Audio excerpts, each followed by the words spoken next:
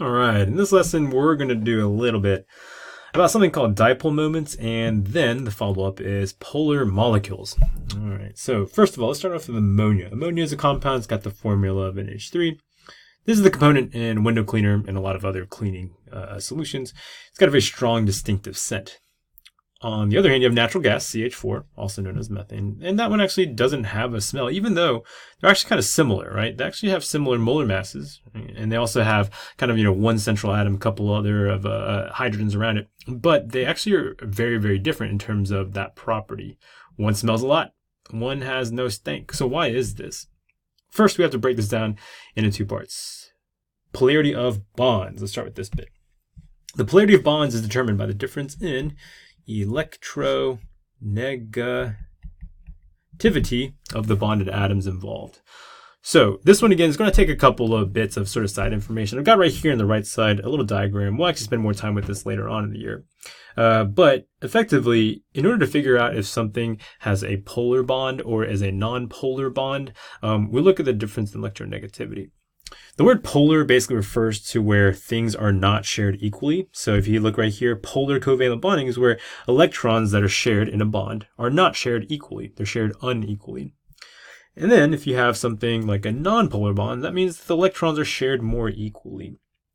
So once again, this comes down to the difference in electronegativity. This first one right here, Cl, right? Cl, this is an element where if you look at the Pauling scale, let's pull that up real quick, has an electronegativity value here of 3.16. Let's jot that in there for a quick second. So that's 3.16.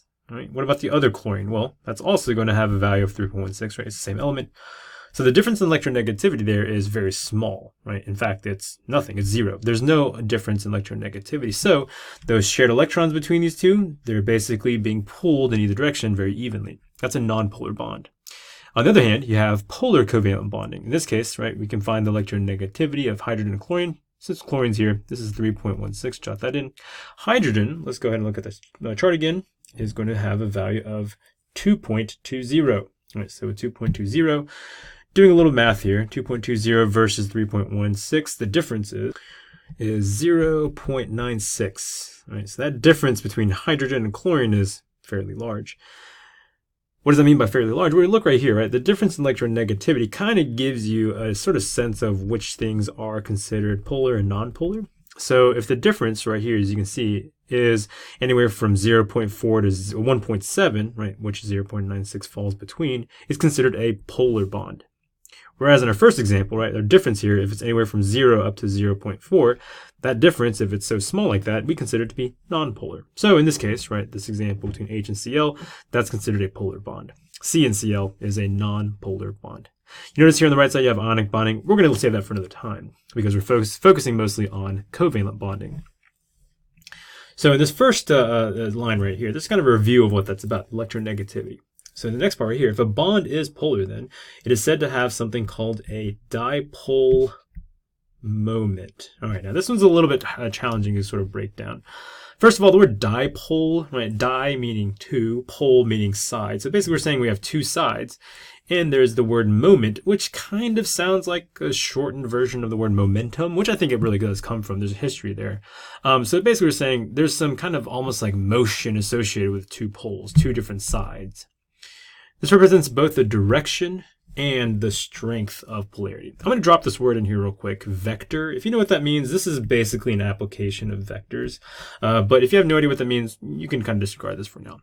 The point is, these dipole moments represent direction and strength of this polarity, right? So once again, going back over here, it's representing the direction and strength of this sharing or unequal sharing of electrons. Now, you have two terms here. These are represented by either blank, which points towards the more electronegative element. We call these crossed arrows, right? So they kind of look like an arrow like that, but they have a cross on one side. This one points towards the more electronegative element. Now, I should also kind of sort of maybe make this addition to it where it points towards the more electronegative negative element parallel to the bond. Okay, I'll show you how that looks in just a moment.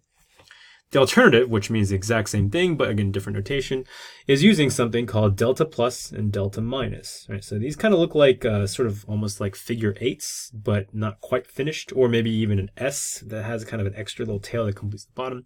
The point is, these are delta plus, delta minus, where again, one more time, we want to care about, we want to focus on which one is more or less electronegative, where the more electronegative element possesses the slight negative charge. So these delta minus, delta plus is referred to this slight positive, slight negative charge. Not really fully positive or fully negative, just a little bit negative, a little bit positive. All right, so that's first the bonds. So we just got to look at how bonds are basically formed in differences in electronegativity, and you can figure out which one is polar and which one's nonpolar. Now, with that said, though, we then have to look at the bigger molecule at hand. So some of these, of course, these molecules anyway, are not just a single bond, right? It's not made of one bond. Sometimes you have several bonds in one molecule. So we have a couple of conditions that have to be met. Let's break this down. First point, in the molecule polarity, if the molecule has nonpolar bonds, then the overall molecule is nonpolar, right? That kind of makes sense, right? So again, going back to the definition of polar bonds, if there's no polar bonds, right, there's no kind of uneven sharing of electrons anywhere, that means the entire molecule won't also have any kind of uneven sharing. It's pretty evenly distributed.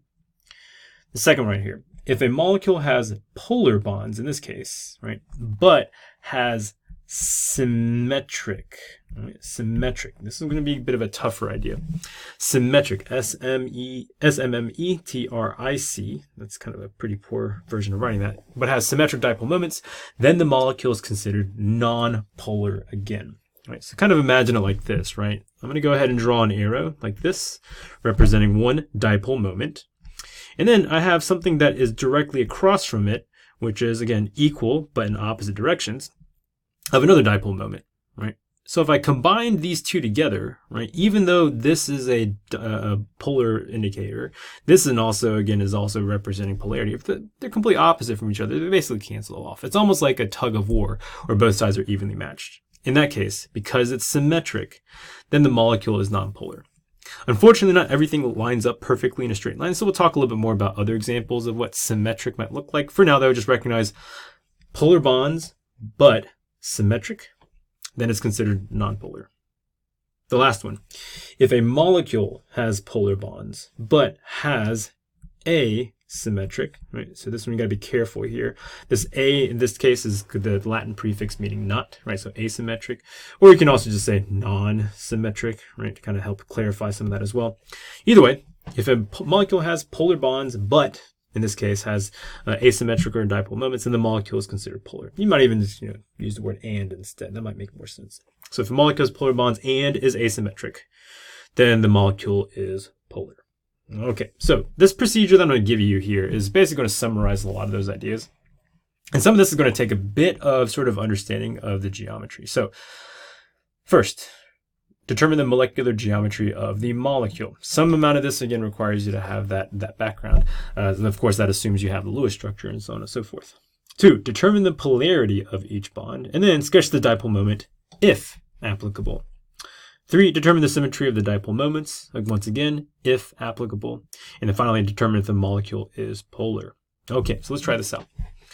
Example 1 here with CH2O. Okay, all right, so remember the process here is to figure out the molecular geometry of this molecule. So part number 1, we're basically going to say, okay, this guy's got carbon in the middle.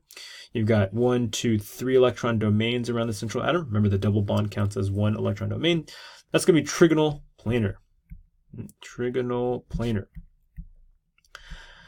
And again, to be clear, right, when you have a trigonal planar structure, it kind of should have more of a triangular shape. This one's not exactly drawn perfectly to where you have 120 degrees between each of them, but you get the general idea. All right. Number 2, determine the polarity of each bond and sketch the dipole moment if applicable. All right, let's go and try this out. So I can go back and forth if you want to the Pauling scale. I'm just going to go and fill in some of these just so you have a sense of what's up. So this hydrogen is 2.20. This hydrogen is still 2.20 also, the same element. Carbon is 2.55. Oxygen is 3.44. Okay, so basically we're going to look at each bond and see whether or not they are polar. So the difference between 2.55 and 2.20 ends up being about a difference of 0.35. Okay, I'm just going to write the word diff, so shorthanded there. Well, again, what does that mean? That means that the difference, if you look back at this chart up here, right, actually lies below 0.4. So what that means is that that corresponds to a non-polar bond. So going back over here, right, this HC bond is non-polar. By the way, that's worth memorizing. We'll see that quite a bit, so you can kind of basically just see C and H and kind of know that it's going to be non-polar. With that said, then over here you have another CH bond. That one's also non-polar as well. So no polarity there between H and C, but what about between the C and the O? Well, C and O, the difference here is much bigger. So the difference between C and O ends up being about 0.89 or so. And again, looking back at the chart here, 0.89, that falls squarely between 0.44 and 1.7, so that ends up being a polar bond. So the CH bond is non-polar, and then the CO bond is polar. Please do note also that the fact that there's a double bond doesn't affect anything. It's literally just whatever value you have for O and then subtracting it from the C, and that's it. All right, now those little notes, again, kind of aren't really that helpful after you figure this out. Some of this you can do in your head, so I just wanted to lay it out for you so you know what I'm getting the numbers from. Otherwise, go ahead and take a look at what we have to do next. So step number 3 says to take the symmetry of the dipole moments if applicable. Oh, I'm sorry, I actually didn't finish number 2. Number 2 does say figure out the polarity and then sketch the dipole moment if applicable. All right, so if you look back at the language up here, it does say you use either crossed arrows or use this delta plus, delta minus symbol, right? Those are the Greek letters there. I'm going to go ahead and show you what it looks like just with the crossed arrows first. I'm going to draw, again, parallel to the bond. And also, this is going to direct the arrow away from the carbon towards the oxygen because the oxygen is more electronegative. So we're going to draw that dipole moment that way. Between C and H as a non-polar bond. So this language of if applicable lets you know that you don't have any dipole moments to sketch there. So just CH, leave that alone. So the key is here again, the only dipole moment you'll see is between C and O. All right? So determine the symmetry then of the dipole moments. Well, again, we're focusing on just the arrows that are being drawn here, C and O. That's one dipole moment. So the question is there something symmetric with it? Is there another kind of counteracting or opposite dipole moment? No, it's the only one. And so because it's the only one, we know that the dipole moments are in fact asymmetric. Right? So that means number 4, finally, this question asks you if the molecule is polar. The question can be answered now that it is polar because it has a polar bond and the dipole moments that are generated by the polar bonds are all asymmetric. In this case, there's nothing to counteract that, so it's going to be considered polar. Polar bond, asymmetric dipole moment, polar. Let's try this next one down here, CF4. All right, so this is going to take a little bit more work. Let's figure this out. First of all, I'll go ahead and help you out with this one. Carbon in the middle, 4 fluorines around it, that's going to be tetrahedral. All right, go and figure it out. Right, so going back to the procedures, it's going to be a tetrahedral structure. To determine the polarity of each bond, again, going to help you out with this math. The C and F difference is actually fairly large, so I'm going to go and tell you right now, it's going to be a polar bond. So I'll list that off here. The CF bond is polar. So because it is polar, we're going to go ahead and indicate that with a crossed arrow. All right, we're going to kind of leave the delta arrows on later. So that one's there. But then also, I'm going to draw the rest of these so that, right, they kind of have the same sort of length. Why? Because the difference in electronegativity for each of these is about the same, so that you want to indicate that the power, that difference, right, the magnitude is about the same. All right, now the problem here is you got to remember, right, this is again a flat 2-dimensional drawing. So you got to imagine that this is again in 3 dimensions where you have a carbon in the middle, you have a fluorine here, you have a fluorine here. One of these is kind of coming out towards you in that wedge, right? That's that fluorine here. And then one of them is kind of going away from you towards the back. That's the last fluorine. So you have to imagine this again as a tetrahedral structure, even though this looks more like kind of a, I don't even know what that shape would look like. The point is it symmetric all the way around? So you have to take my word for this, but remember, why does this take on the tetrahedral shape, right? Why does molecule tetrahedral? Because they're trying to push away from each other as much as possible. There's the maximum distance from each part.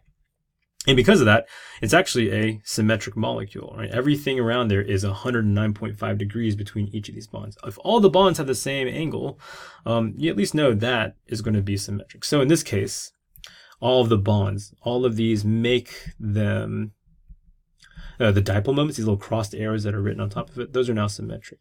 So to finish it out, number 4, that's going to end up being non-polar. So as it turns out, even though these crossed arrows are here, you have 4 of them, they're not actually evenly distributed. Or excuse me, they are evenly distributed. So that means they kind of all cancel each other out. So this carbon right here, if you kind of imagine this being a tug of war again, pulled that way, that way, that way, and that way, is not being pulled evenly, so it's considered non-polar. Okay, that'll do it. Go ahead and try these last two though. Right, so these again, kind of a similar setup. It might be helpful to kind of visualize these more in 3 dimensions and not just these flat drawings here. All right.